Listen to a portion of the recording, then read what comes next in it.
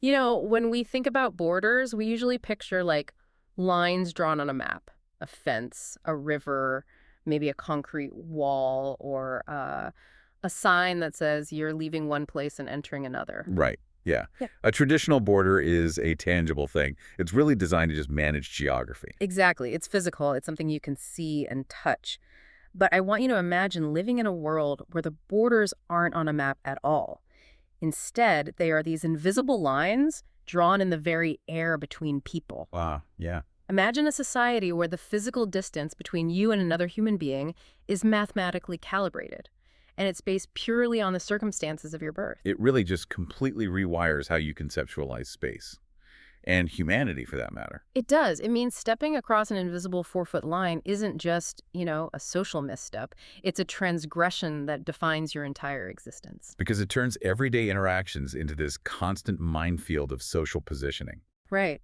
And that brings us to the mission of our deep dive today. We are exploring a stack of really fascinating literary and sociological sources surrounding a groundbreaking 1992 autobiography. Such an important book. It really is. It's called Karukku, and it was written by an incredible woman named Bama. We are going to unpack how systemic oppression operates at the intersection of caste, class, and gender in rural India. And crucially, how she navigated that. Yes, exactly. More importantly, we're going to look at how one woman forged a weapon out of her own marginalized language and education to fight back. I mean, Bama's work doesn't just describe a system. It dissects the psychology of how that system maintains power over the mind and the body simultaneously. It's brilliant. If you've ever felt trapped by the unwritten rules of your environment, her story is an absolute masterclass in how intellectual resistance can dismantle those invisible borders. Absolutely. Okay, let's unpack this. Because to understand Bama's eventual rebellion, we first have to really understand the physical reality she was born into. She grew up in a Dalit Catholic family in Tamil Nadu, India. Can you sort of paint a picture of what her village actually looked like? Like, how did this social hierarchy manifest in the geography itself? Well, the geography was incredibly deliberate. I mean, Bama describes a spatial segregation that was anything but subtle. Okay. Her community, the Dalit settlement, which was known as the Cherry, was placed strictly on the periphery of the village. Out on the edge. Right on the edge. And it wasn't just on the edge. It was positioned right next to the cemetery and what her account bluntly refers to as the ship fields. Oh, wow. I mean, so the physical placement is sending a very, very clear message about where they stand in society. Precisely. Meanwhile, the upper caste Niker community lived right in the center of the village. Of course. They had tiled houses, they had actual infrastructure like pump sets for water and proper lighting. So the village layout was a literal map of the social hierarchy. It's built right into the town. Yeah, and the Nikers never went to the Dalit side of the village. But the Dalit laborers had to constantly cross over to the Niker side to perform manual labor. So they have to enter that space, but they aren't part of it. And there's a specific moment from her childhood that really illustrates how this separation worked in practice, right? Something involving an elder and a snack. Yes, so Bama writes about this moment from when she was in the 3rd grade. Yeah. And it just completely shattered her innocence. What happened?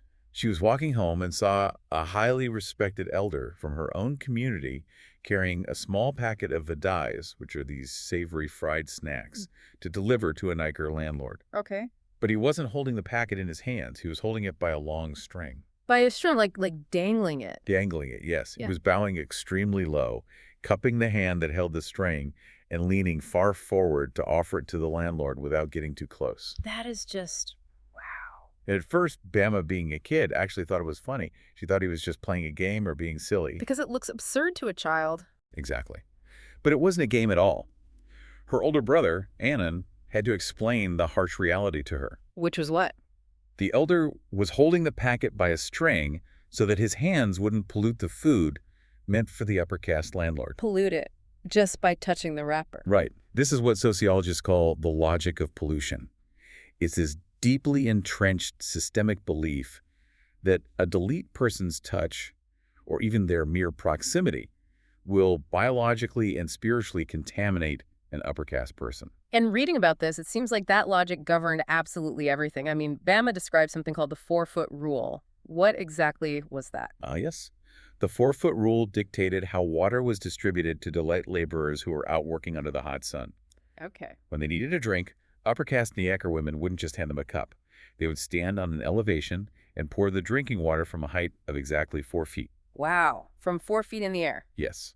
And the laborers had to stand below, look up, and catch the falling water in their cupped hands. That is just, I mean, it's a mathematically calibrated distance to enforce humiliation. It really is. The pouring of water from 4 feet ensures that not even a single splash can travel back up the stream to contaminate the pure vessel holding the water. Because even a drop splashing back is seen as dangerous. Exactly. And when giving laborers leftover food, they would tip it from a safe distance into vessels placed by the drainage area.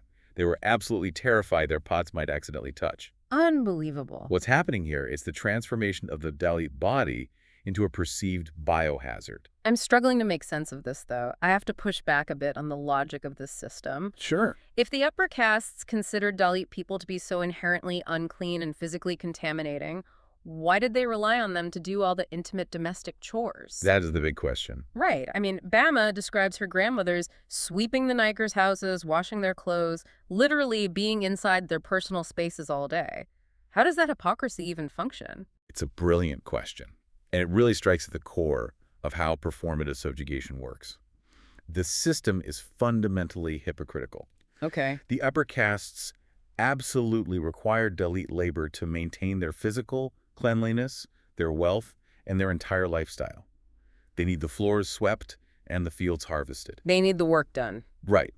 But to maintain their social dominance, they mandate this elaborate daily performance of ritual diligence to protect their psychological and spiritual purity. It's like living in a world where gravity applies differently to you than anyone else. Yes. Where even the air between people is weaponized. You are allowed inside to clean the dirt off their floors, but you have to stand 4 feet away to drink a cup of water because they are telling you that you are the dirt. That is a very, very powerful way to frame it. The hypocrisy isn't a flaw in the system. The hypocrisy is the system. It reinforces power. But if the situation is that deeply humiliating on a daily basis, why don't they just leave? There has to be something pinning them in place beyond just social pressure. There is, and it's brutally effective. If you can physically and socially distance a group of people, if you can convince society that they are fundamentally lesser, you can systematically underpay them without any moral outcry. So it always comes back to economics. Always. Bama's family, like many in her community, was caught in the penile system, which is essentially bonded labor. They were economically tied to the landlord's fields across generations. And on top of that economic trap, Bama highlights a massive gender divide in how this labor was valued. Yes, the wage gap was blatant. Dalit women were doing the exact same back-breaking field work as the men. We're talking weeding, harvesting, carrying massive heavy loads under a punishing sun. Really intense physical labor. Extremely intense, yet they were always paid less than the men. And we also have to talk about how they were paid. Because they weren't always handed currency. Right. They're often paid in kind, specifically with what Bama describes as stinking broken grain gruel. Stinking gruel. Yes, this was leftover spoiled food that was deemed unfit for the upper castes. Wait, paying laborers and spoiled food? That feels like it goes way beyond an employer just trying to be cheap. That feels actively malicious. It is malicious, and it's a perfect example of biopolitical control. Let's break that term down for a second. Biopolitical control. So biopolitical control is when an authority manages human life by controlling basic biological necessities. In this case, nutrition and food. Oh, wow. Okay. By paying laborers in spoiled gruel, the landlords keep their own operating costs at zero, sure. But more insidiously, they reinforce that pollution narrative we discussed earlier. Because they're treating them like scavengers. Exactly. If you control someone's caloric intake with garbage, you keep them physically weak, perpetually dependent, and you constantly remind them of their supposed place in the world. So they're trapped by the village economy. But what happens if they try to organize? I mean, what happens if they actually push back against the landlords? According to Bama's account, whenever there is pushback, the state steps in with overwhelming force to protect the status quo. The state, meaning the police. Yes. She details a horrifying event known as the cemetery conflict. The Dalit Christian community was in a dispute with an upper caste group over the rights to a local cemetery. Okay. And as Bama describes it, the upper caste group literally feasts the local police with slaughtered sheep to buy their loyalty. And the police accept the feast. In her narrative, yes, they absolutely do. The police then act essentially as a private militia for the upper castes. They enter the Dalit settlement, round up the men, beat them severely, and drag them away. That's terrifying. The men who manage to escape have to flee and hide in the surrounding hills. Which leaves only the women, the children, and the elderly behind in the village. Exactly. And this is where Bama notes the brutality takes a specifically gendered turn. How so? The police don't just physically intimidate the women left behind. They target them with obscene, highly sexualized language.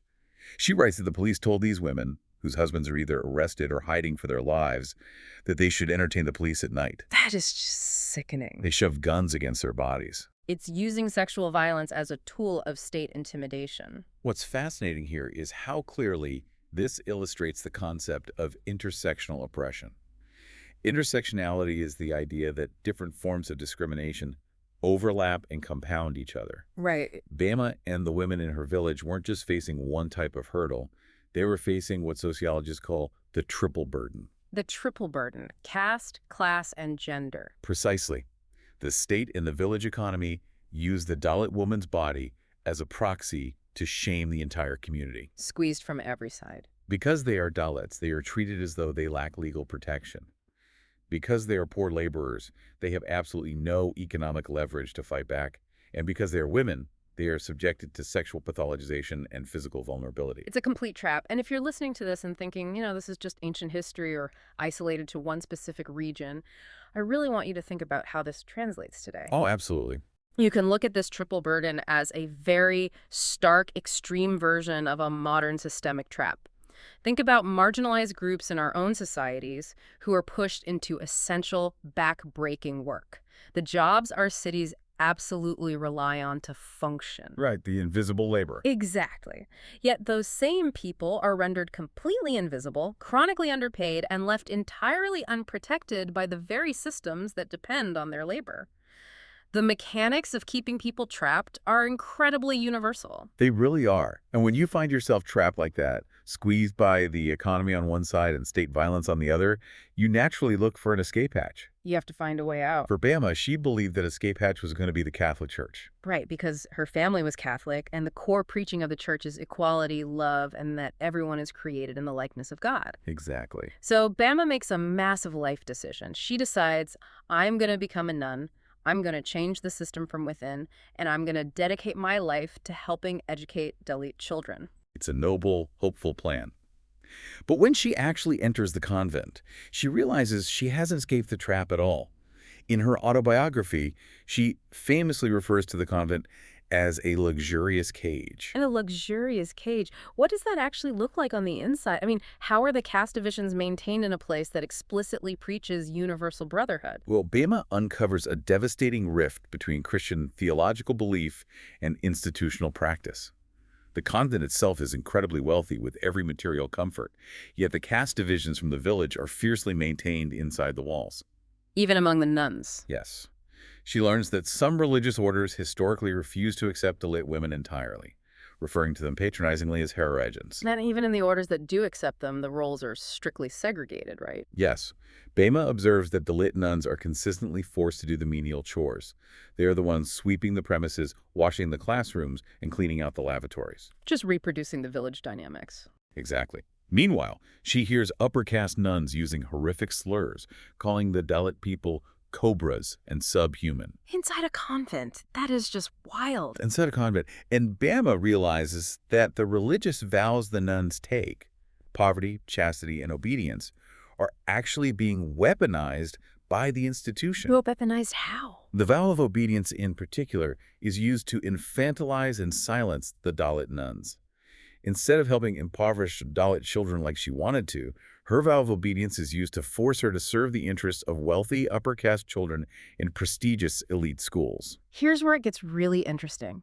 Think about that vow of obedience like a corporate non-disclosure agreement, like an NDA. Oh, an NDA. That's a really interesting parallel. Right. Because on paper, an NDA is a standard rule. It applies to everyone in the company equally. It's framed as completely neutral. Sure. But in practice, we all know that NDAs are often weaponized to enforce complicity. They are used to silence the most vulnerable people in the room, protecting the wealth, the secrets, and the power of the executives at the top. That's spot on. From Bama's perspective, the vow of obedience was functioning the exact same way. It was a spiritual NDA keeping the Dalit nuns in their place so they wouldn't challenge the hierarchy. That is a very apt comparison. If we connect this to the bigger picture, we see a recurring historical pattern. Institutions that claim absolute neutrality or even divine equality frequently just baptize the existing social hierarchies of their environment to protect their own standing. Wow. Baptizing the hierarchy, that's a great way to put it. And as Bama processes this, she experiences a deep theological split. She writes about two different versions of Jesus, doesn't she? She does.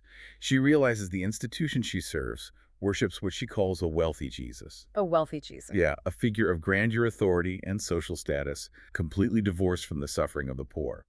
The wealthy Jesus demands patience, silence, and submissiveness from the Dalits. Well, the Jesus she actually finds when she reads the Gospels, the poor Jesus, was a marginalized laborer. He was someone angered by injustice, who stood with the oppressed. He was driving money changers out of temples, not building luxurious cages. Exactly.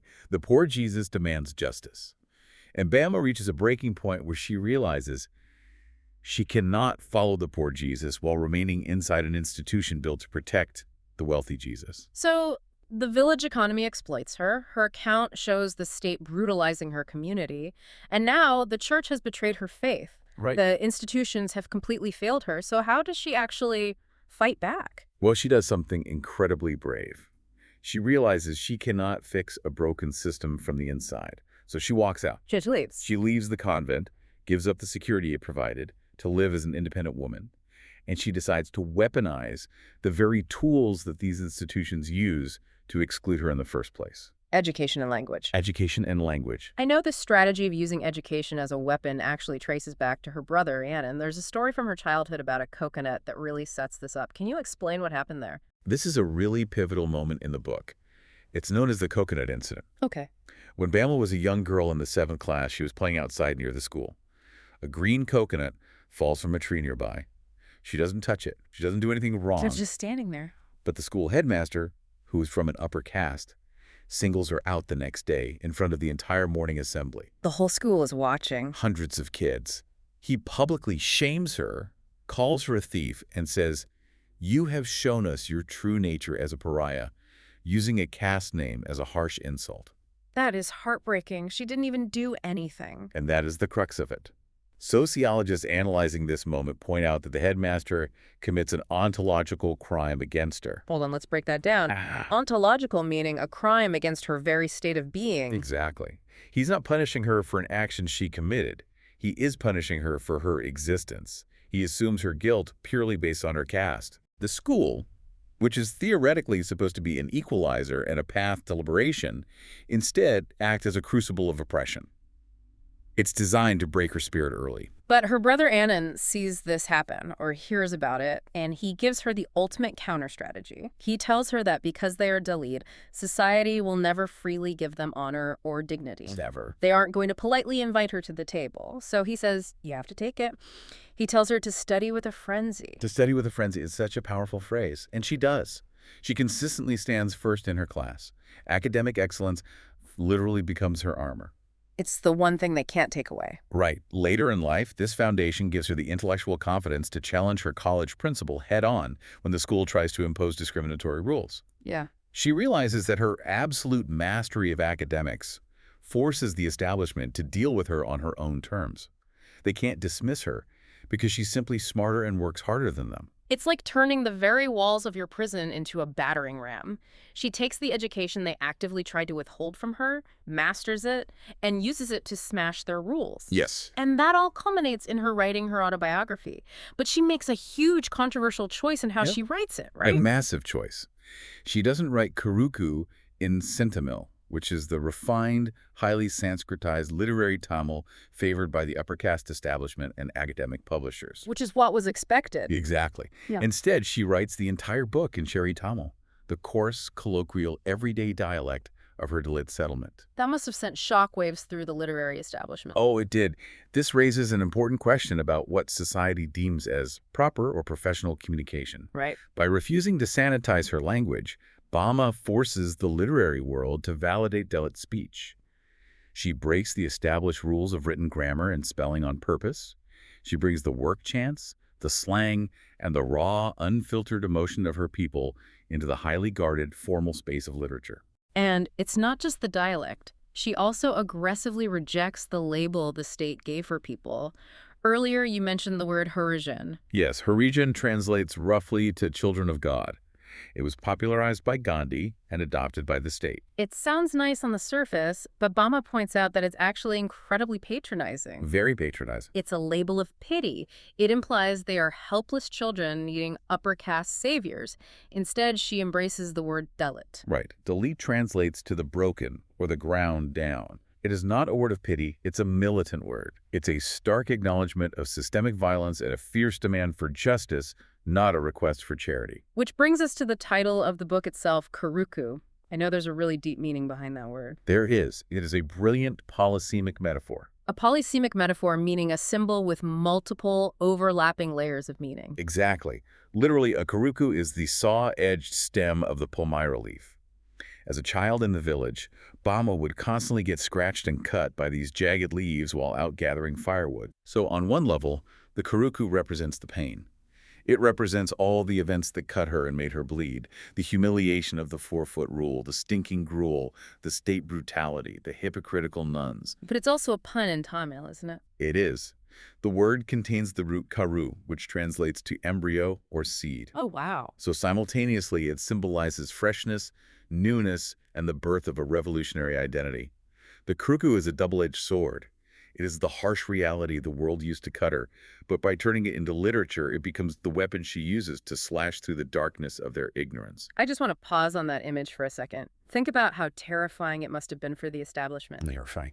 To see someone take the very things you told them were unclean or worthless, their language, their dialect, their background, their trauma, and watch them forge it into a weapon of undeniable intellectual power. They couldn't ignore her. She simply wouldn't let them. She proved that true devotion isn't about blind obedience to corrupt authority. True devotion is the struggle for honor, for self-respect, and the fight to reclaim one's own humanity using whatever tools you have. So to bring this all together, we followed Bama's incredible journey through her own words. From a little girl carrying the confusing, traumatic burden of the 4-foot rule and witnessing the elder with the vadai string, to a woman navigating the brutal triple burden of economic exploitation, patriarchal violence, and caste discrimination. Yeah. We saw her step hopefully into the luxurious cage of the church, only to realize that an institution built to protect wealth had no interest in her liberation. And finally, we saw her walk away and wield the double-edged sword of her own truth. Her story is a vital historical document, yes, Right. but it's fundamentally a living testament. Absolutely. It proves that while a community can be segregated, physically pushed to the edges of the village, forced to catch water from 4 feet away, its spirit of intellectual resistance simply cannot be contained by mud walls. And that brings us back to you, listening right now.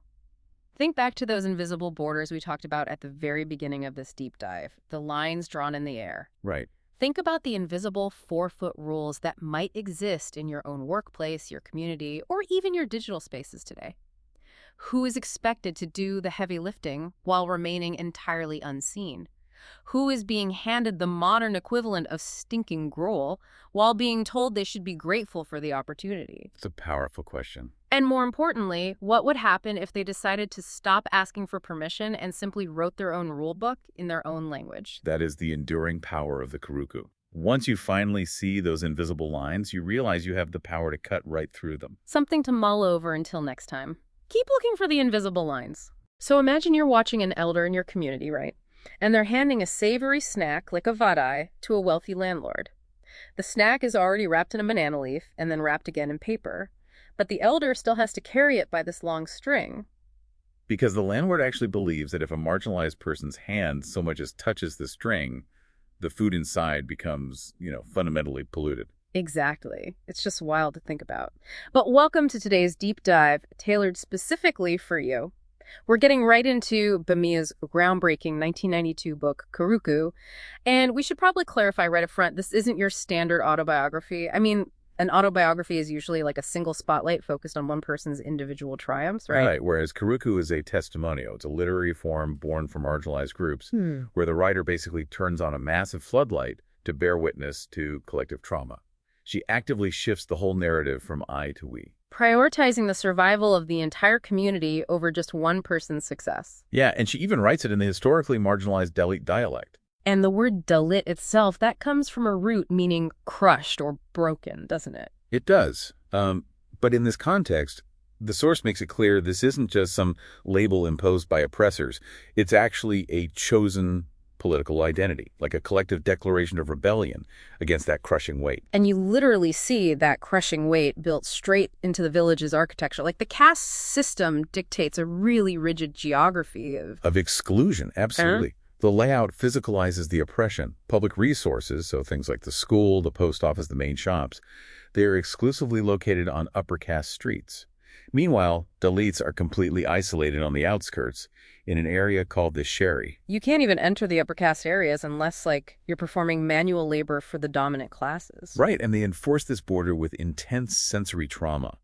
Bama actually recounts upper caste women pouring drinking water into the cupped hands of Dalit laborers from, like, 4 feet in the air. Just to avoid any possible physical contact. I mean, how does a child even process a world where a string holding a wrapped snack supposedly transmits invisible pollution? Well, the cognitive dissonance for a kid is just staggering. The physical space is basically telling you every single day that you are inherently contaminated. So to find a way out of that physical maze, families obviously looked for an exit strategy, primarily through education, right? Bama's older brother, Annan, he insists that studying is the only way to earn basic human respect. Right, so she studies frantically. But education isn't this clean escape hatch, you know? At one point, she is falsely accused of stealing a coconut by her headmaster. Oh, wow. Just completely fabricated. Completely. She's publicly shamed in front of the entire school, strictly because of her caste. Which leads to the Catholic Church, which offered another supposed sanctuary. But reading through the source, it functioned with the exact same architecture of exclusion. She enters the convent to help educate poor Dalit children and discovers the church maintained entirely separate cemeteries based on caste. Yeah, and inside the convent itself, the Dalit nuns are the ones cleaning the lavatories, while upper caste converts get clear preferential treatment. Okay, here's where it gets really interesting to me. I'm genuinely confused here because the church's core brand is, universal equality. How on earth did they legally or socially justify maintaining separate cemeteries or enforcing caste roles inside a convent? Well, according to the text, they prioritized institutional power over theology. To keep wealthy upper caste converts in the pews and, keep their donations flowing, the church basically allowed them to preserve their social hierarchies. So the spiritual equality was purely theoretical. Exactly. The religious institution just mirrored the village. Meaning the convent's vow of poverty is essentially a hollow performance for the upper caste nuns. Like, they get to play at being poor for spiritual clout, while the Dalit nuns endure actual systemic subjugation right inside the holy walls. You hit the nail on the head. And when both sacred and secular safety nets completely fail like that, someone has to absorb the impact at the absolute bottom of the hierarchy. In Karukku, the book shows how it is the Dalit women who are trapped by a tightly interlocked triple oppression. Let's break down the mechanics of how that trap actually works. So what does this all mean for them day to day? Well, first, caste dictates that they must perform grueling agricultural labor. Then class ensures those wages remain at starvation levels. And then gender adds the third layer, meaning they get paid significantly less, right. Gender dictates they're paid way less than Dalit men for the exact same labor, while they also absorb horrific domestic abuse from the men within their own marginalized community. The oppression just compounds at every level. It creates an inescapable downward spiral. And the psychological toll of that compounding trap is captured perfectly in the book's title, right? Karukku. It refers to the serrated edge of a palmyra leaf. Yeah. If you handle that leaf carelessly, it will slice your skin wide open. But the root of the word karu means seed or embryo. So the pain itself contains the blueprint for rebirth. It's a literal two-edged sword. Bama's writing totally embodies this. It slices through the hypocrisy of the village and the church while also planting the seeds for a new Dalit consciousness. Exactly. Writing this testimony wasn't just some literary exercise for her. It was a psychological survival mechanism. Reclaiming her voice and her dialect was a mandatory act of community resistance. She exposed the spatial control, the institutional hypocrisy, and that intersectional oppression, proving that speaking the collective truth is basically the first step to dismantling the architecture of exploitation. Which leaves us with this final thought. If Bama's storytelling acted as a floodlight and a serrated leaf against the physical geography as exclusion in 1992, how might the digital algorithms you interact with today be subtly drawing new invisible lines of segregation? And what modern voices will it take to shatter those borders?